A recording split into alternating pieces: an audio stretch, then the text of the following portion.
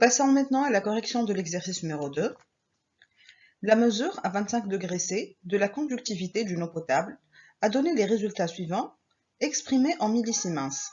500, 503, 496, 510, 504, 495, 509, 492. On nous demande de calculer la moyenne et la médiane de ces valeurs. Alors, on rappelle que la moyenne, c'est la somme de toutes les valeurs expérimentales divisées par le nombre de mesurages. Ce calcul nous informe sur la valeur qui se trouve à égale distance de chacun des mesurages. Donc, notre moyenne, ce sera sigma bar. Généralement, la moyenne est exprimée d'une variable x est exprimée x bar. Donc, dans notre cas, la conductivité va être exprimée sigma. Ce sera sigma bar égale à la somme de 1 jusqu'à 8 des sigma i. Alors, les sigma i, ce sont les valeurs 500, 503, 496, etc. divisé par 8. 8, c'est le nombre de mesurages. Ça nous donne 501 millisiemens. Pour calculer la médiane, il faut classer les valeurs de la série statistique dans l'ordre croissant. Si le nombre des valeurs est impair, la médiane est la valeur du milieu. S'il est pair, la médiane, c'est la demi-somme des deux valeurs du milieu. Dans notre cas, nous avons 8 mesurages, donc un nombre pair. Les valeurs du milieu sont 500 et 503. La médiane, ce sera 500 plus 503 divisé par 2, ça nous donne 502 millisiemens. Il y a une bonne corrélation entre la moyenne et la médiane.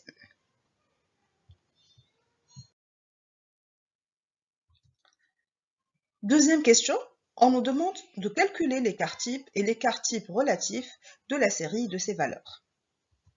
Alors, on rappelle que l'écart type, c'est une mesure de la dispersion des valeurs d'un échantillon statistique ou d'une distribution de probabilité. En anglais, il est appelé Standard Deviation. On le note sigma de x. Il est égal à la racine carrée de la variance, qui est la moyenne quadratique des écarts par rapport à la moyenne. Donc, je m'explique. C'est en d'autres termes, c'est la différence entre les différents mesurages sigma i moins sigma moyenne. Comme cette différence peut être positive ou négative, donc on va l'élever au carré. On fait la somme des différences et on divise par n-1, puis on prend la racine carrée. Alors dans notre cas, effectivement, le tableau regroupe les résultats. Donc en dessus, nous avons la différence élevée au carré, et puis on fait la somme et on divise par 7, puis on calcule la racine carrée. Généralement, il est noté, je rappelle, sigma de x. Dans notre cas, x c'est un sigma.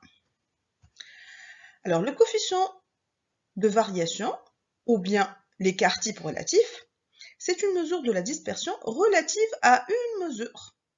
En anglais, c'est le RSD, the Relative Standard Deviation. Il est défini comme la valeur absolue du coefficient de variation et est souvent exprimé en pourcentage. Donc dans notre cas, ça sera sigma de sigma divisé par sigma bar, et ça nous donne 6,6 divisé par 501 fois 100, ça me fait 1,3%.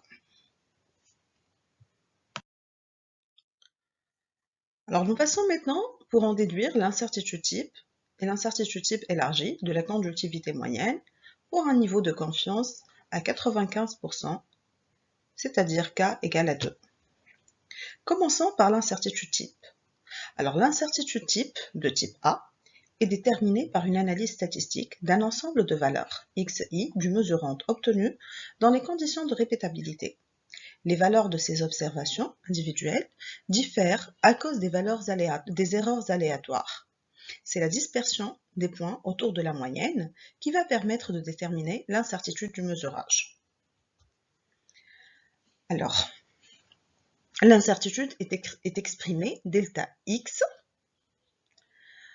Donc, on a dit qu'elle est égale à l'incertitude, elle est égale à l'écart type.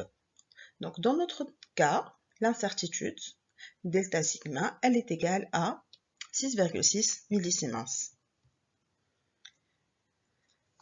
Donc, voilà, ce graphe représente nos différents points expérimentaux qui sont dispersés autour de la moyenne et autour aussi de la médiane. Donc l'écart type est calculé comme étant la moyenne des distances qui séparent chaque point expérimental par rapport à la valeur moyenne. Et donc, l'écart type, ça sera égal à l'incertitude. Avec cette incertitude, on a 8 points expérimentaux. On a 3 points expérimentaux sur l'ensemble des 8 expériences fois 100, soit 37,5% des chances pour que notre mesure ne soit pas considérée comme juste. C'est pourquoi on va calculer l'incertitude type élargie en multipliant l'incertitude par un facteur statistique qui est le facteur de Student et qui dépend du nombre du mesurage et du seuil de confiance. Pour faciliter, on va considérer k égale à 2 pour un seuil de 95%. Donc, cet intervalle de confiance il va se trouver élargi. Et quand on va le multiplier par notre facteur k, on remarque bien que les 3 points expérimentaux deviennent considérés comme valeurs appartenant à l'intervalle des valeurs justes. Donc du coup, delta sigma sera égal à 6,6 fois 2, ça sera 13 millisiemens. Et la valeur vraie serait exprimée sigma égale la moyenne 501 plus ou moins l'incertitude type élargie, c'est-à-dire 6,6 fois 2, soit 13. Donc ce sera 501 plus ou moins 13 millisiemens.